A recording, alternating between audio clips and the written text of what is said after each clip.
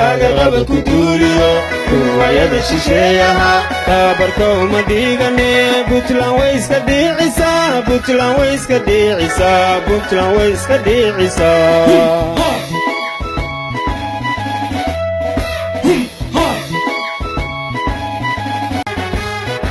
inandeha qaranimo daxashu u dhawaano ay dhalasha nabaduna nabaduna ay dhalasha nabaduna nabaduna bismillahir rahmanir rahiim maanta ay tahay taariikhdu 20 bishii lixaad waxa garow ka dhacay dagaalku wuxuu ka bilowday sida la socoteen waxa dhawaan garow ka furmay kalfadhiga baarlamaanka oo ah kalfadhi caadi ah oo dastuuri ah oo sharci ah annaga booliis ahaan waxaan ku khasbanahay inaan difaacno amniga goobta ay xildhibaanadu ku shirayaan oo ah goob dastuuri ah waxa dhacday oo shaqadoodii wata in la soo weeraray maanta barqadii halka waxa ka dhacay khasaare lixaad leh oo naf iyo maalba leh ciidanka dawladdu waxay ku khasbanaadeen inay sugaan ammaanka iyagoo waliba aad u taxadaraya insha Allah taala waxa ku guuleysanay inaanu cadawgii meesha soo galay ka saarno magaalada isugu ururno meel fog oo koonaha magaalada ay ka soo duuleen lagana qabto gaadiid dagaal iyo maxaabiis iyo hub intaba waxa ugu baaqaynaa dadweynaha reer Puntland gaar ahaan kuwa caasimadda degan in dagaalkaas hadda uu istaagay xaaladdu ay caadi tahay dadku ay istajiyaan waan ka xunnahay wixii meesha ka dhacay eedda anagu ma lihin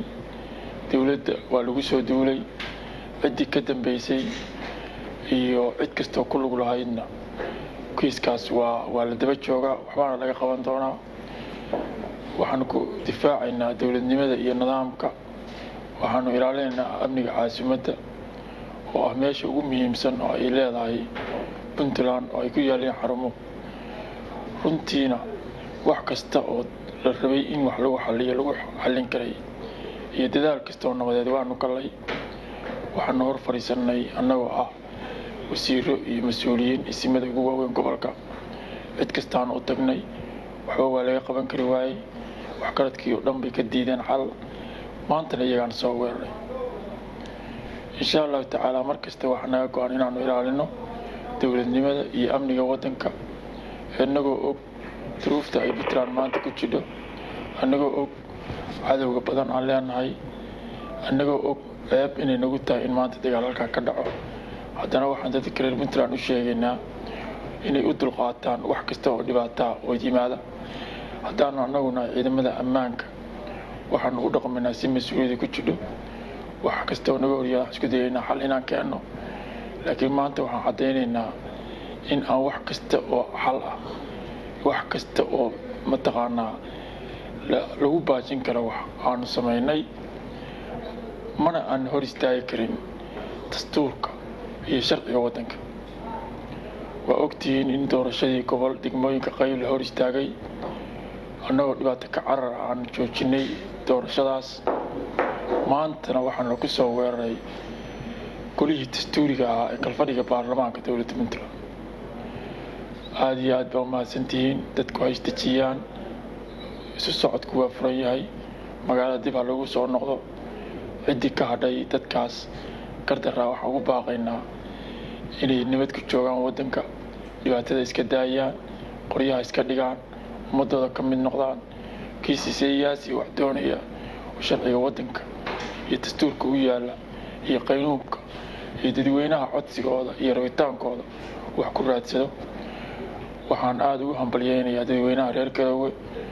oo nala shaqeeyay maanta oo ciidamada la jirsaday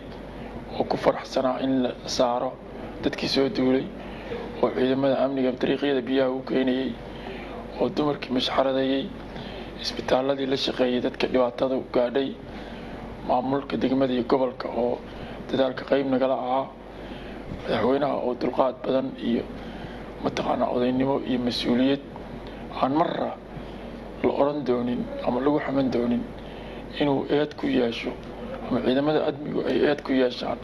maanta wixii halkaa ka dhacay dulqaadka intaa leeg sameeyey aad iyo aad baan idinku mahad celinaa dhammaan